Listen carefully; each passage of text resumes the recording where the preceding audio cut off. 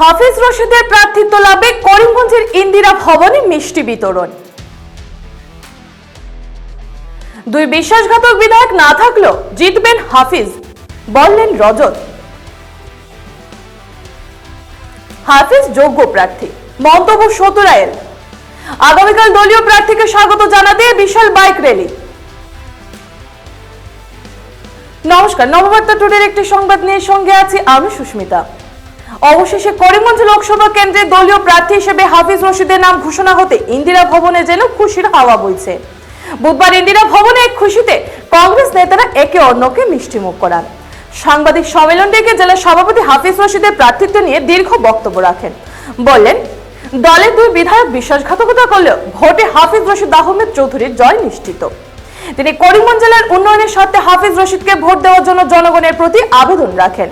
প্রাক্তন জেলা কংগ্রেস সভাপতি সতুরা তার বক্তব্যে দলীয় প্রার্থীর প্রশংসা করেন। আগামীকাল আসছেন হাফিজ রশিদ আহমেদ চৌধুরী, তাকে স্বাগত জানাতে বিশাল বাইক র্যালি করার কথাও এদিন জানান জেলা সভাপতি। সাংবাদিক বন্ধুরা, জেলা কংগ্রেস কমিটির পক্ষ থেকে আজকে আমরা আপনাদেরকে আহ্বান করেছি। আপনারাও নিশ্চয় অবগত হয়েছেন যে গতকাল সন্ধ্যা 6:30টায় আনুষ্ঠানিকভাবে নিখিল ভারত কংগ্রেস কমিটির পক্ষ থেকে আজ দ্বিতীয় লিস্ট 43 জনের দ্বিতীয় লিস্ট প্রকাশ করা হয়েছে নিখিল ভারত কংগ্রেস কমিটির পক্ষ থেকে, এবং এর মধ্যে আসামের ভারতীয় জাতীয় কংগ্রেসের প্রার্থীর তালিকা প্রকাশ করা হয়েছে।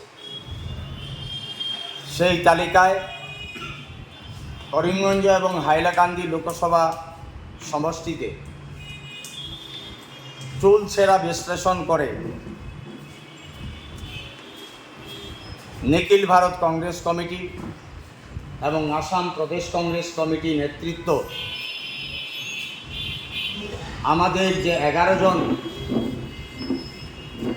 মনোনয়নের দাবিদার ছিলেন তাদের সকলের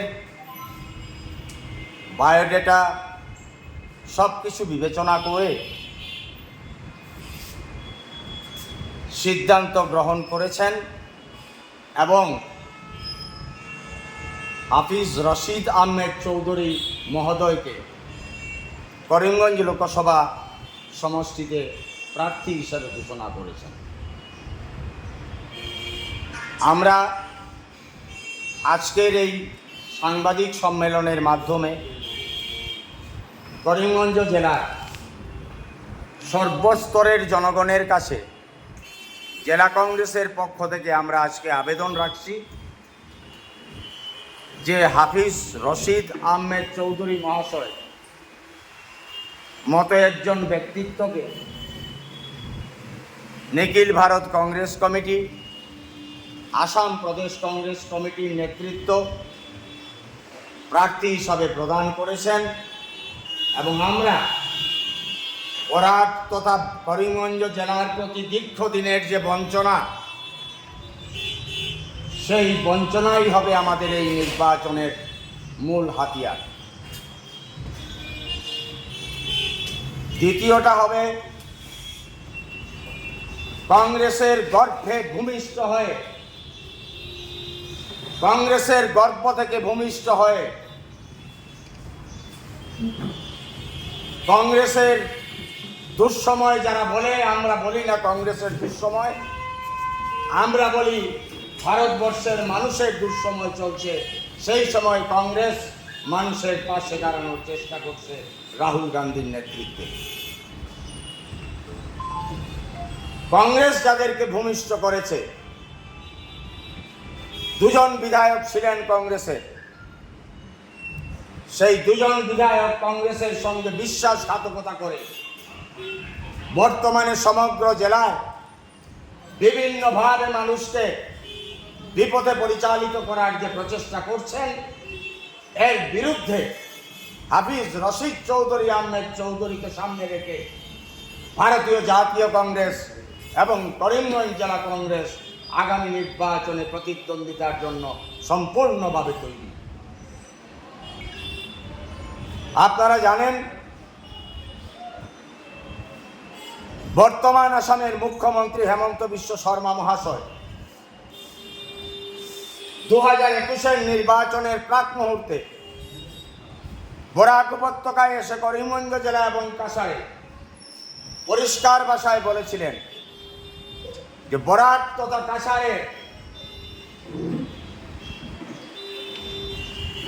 যে বেকার সমস্যা রয়েছে সেই বেকার সমস্যাকে দূরীকরণ করার জন্য তার সরকার দৃঢ় প্রতিজ্ঞ থাকবে। ইতিমধ্যে 1 লক্ষ চাকরি প্রদান করা হয়েছে বর্তমান সরকারের পক্ষ থেকে, কিন্তু এর মধ্যে করিমগঞ্জ তথা বরাক উপত্যকা থেকে আমাদের কাছে যে সংখ্যা আছে সেই সংখ্যা মতে 200 থেকে 300 মানুষ চাকরি পেয়েছে।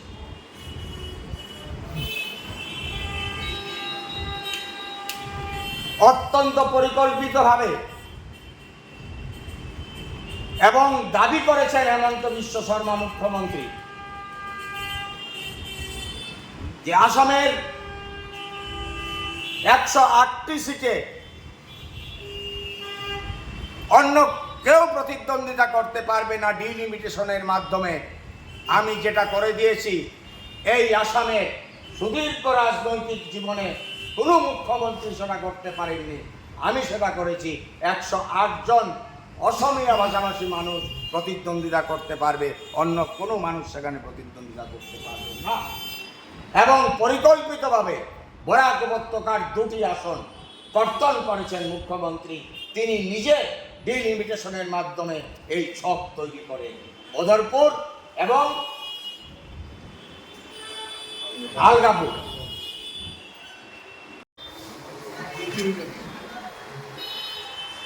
নির্বাচনের আগে দলীয় নিয়ম অনুসারে আমাদের কাছে 11 জন প্রার্থী মনোনয়ন দাখিল করেছিল। স্বভাবতই 11 জন প্রার্থী তাদের মনোনয়ন প্রাপ্তির জন্য চেষ্টা করেছেন এবং তাদের মধ্যে প্রতিদ্বন্দ্বিতাও হয়েছে। তা আমাদের জেলা কংগ্রেসের নমিনেশনের ব্যাপারে খুব বেশি করণীয় কিছু নেই। সব দলের ক্ষেত্রে এটা প্রযোজ্য। যা করেন ফাইনাল ডিসিশন নেন দলীয় হাইকমান্ড। আমরা আমাদের প্যানেল পাঠিয়েছি, প্রদেশ কংগ্রেস তা প্রসেস করেছে, স্ক্রিনিং করেছে এবং তা পাঠিয়েছে সেন্ট্রাল ইলেকশন কমিটির কাছে। দীর্ঘদিন এই বিষয়টি ঝুলিয়ে রাখা হয়েছিল, কারণ নানা সমস্যা সৃষ্টি হয়েছিল। সব দিক বিবেচনা না করে মনোনয়ন দাখিল করলে এবারে বিশেষ করে একজন প্রার্থীরও মূল্য অনেক বেশি। তাই সর্বশেষে আরেকটা স্থান করে কেন্দ্রীয় ইলেকশন কমিটি গতকাল বিকেলবেলা এই মনোনয়নটি চূড়ান্তভাবে ঘোষণা করেছে। সব প্রার্থী 11 জন প্রার্থী ভালো, তবে যিনি ছাড়পত্র পেয়েছেন সর্বশেষে হাফিজ রশিদ আহমেদ চৌধুরী, তিনি আমাদের কাছে এখন প্রার্থী। যারা মনোনয়ন পাননি, আমার বিশ্বাস তারাও বর্তমান যে প্রার্থী আছেন আমাদের হাতে, হাইকমান্ড যে প্রার্থী দিয়েছেন সেই প্রার্থীর অনুকূলে তারাও কাজ করবেন। জেলা কংগ্রেসে এ নিয়ে কোনো মতভেদ নেই, কোনো পার্থক্য নেই। আপনারা দেখতে পাবেন জেলা কংগ্রেস সভাপতি রজত চক্রবর্তী ইতিমধ্যেই বড় সভা ডাকবেন। সেই সভাতে আমাদের প্রার্থী যিনি হয়েছেন তিনিও আসবেন, তিনিও তার বক্তব্য রাখবেন। যাকে মনোনয়ন দেওয়া হয়েছে শেষ পর্যন্ত কেন্দ্রীয় নির্বাচন কমিটি তার সম্পর্কে তার বায়োডাটাতে বিশ্লেষণ করেছে। সভাপতি এপিসিসির মধ্যেও দ্বিমত ছিল, এআইসিসির মধ্যেও দ্বিমত ছিল। শেষ পর্যন্ত দিল্লি থেকে হাফিজ রশিদ আহমেদ চৌধুরীকে ডেকে পাঠানো হয়েছিল গত পরশু দিন। তার কাছ থেকে তার সমস্ত জেনে শুনে এবং তার ব্যাকগ্রাউন্ড জেনে কেন্দ্রীয় করেছেন। আমি শুধু দুটি কথা বলতে চাই যে আমার মনে হয় যে ইদানিংকালে বিভিন্ন দলের যে প্রার্থী তালিকা ঘোষণা করা হয়েছে, শুধু কংগ্রেসের নয়, এই প্রার্থী তালিকার মধ্যে হাফিজ রশিদ আহমেদ চৌধুরীর যে প্রার্থিত্ব, এটি অত্যন্ত গুরুত্বপূর্ণ। কারণ এ ধরনের একজন বলিষ্ঠ নেতৃত্ব, যিনি দীর্ঘদিন যাবৎ শুধু হাইকোর্টের 4 দেয়ালের মধ্যে তিনি নিবদ্ধ ছিলেন না, তার পরিচয় শুধু অধিবক্তা নয়, বার কাউন্সিলেও তিনি ছিলেন। আর আসামব্যাপী রাজ্যব্যাপী তার একটি সংগঠন রয়েছে, সিটিজেন্স কাউন্সিল, সেই কাউন্সিলেরও সভাপতি তিনি। কাজেই মোটামুটি সারা আসাম অথবা উত্তর পূর্বাঞ্চলে তার একটা পরিচিতি রয়েছে একজন নন কমিউনিয়াল ব্যক্তি হিসেবে। স্বচ্ছ হৃদয় তার রয়েছে এবং আপনারা দেখেছেন বাংলা ভাষা আন্দোলনের সময়ও তার ভূমিকা অত্যন্ত বলিষ্ঠ। এখানে হাইলাকান্দিতে বিরাট শোভাযাত্রা হবে তাকে নিয়ে, কর্মসূচিও আমরা করব। এবং এখন পর্যন্ত আমি অন্যান্য দলের সাথেও কথা বলেছি, অন্যান্য দলের প্রার্থীদের সঙ্গেও কথা বলেছি, আমার সঙ্গে ব্যক্তিগত সম্পর্কের সুবাদে তারাও এই কথা বলেছেন যে মুখ্যমন্ত্রী নিজেই কথা স্বীকার করেছেন, আজকের পত্রিকায় প্রকাশিত হয়েছে। করিমগঞ্জের কথা তিনি উল্লেখ করেছেন যে এটা খুব তুমুল প্রতিদ্বন্দ্বিতা হবে, আমাদের পক্ষে জেতা খুব কঠিন হবে, তিনি নিজেই স্বীকার করেছেন।